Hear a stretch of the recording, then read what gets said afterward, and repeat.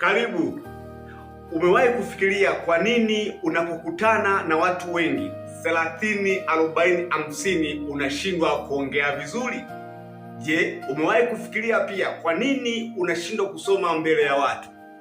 Unapokuwa peke yako unasoma vizuri sana, unapokuwa peke yako au watu watatu wanne unaongea vizuri sana, lakini unapokuwa na watu zaidi ya 10, 30, 20 basi unashindwa hata kuongea.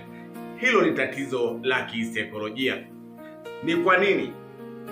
Kuna madhara kwenye mfumo wa kutafakari ambao unakwenda kukuletea hisia za kushindwa kuongea mbele za watu au kusoma. Mfumo huo sasa unakuwa umeenda kuathiriwa aidha na mapito ya nyuma katika makuzi yako. Sasa basi, naomba unifuatilie, niulize swali, comment pale nitakujibu, share na kulike, lakini pia nifuatilie YouTube, TikTok, Facebook na Instagram. Yote haya tutaenda kujifunza pamoja. Uliza swali pale chini. Je, na wewe unashindwa kuongea mbele za watu? Je, na wewe unashindwa kusoma mbele za watu? Na ukiwa peke yako unaweza? Je, ni kwa nini? Niulize pale chini, tujadiliane. Karibu sana.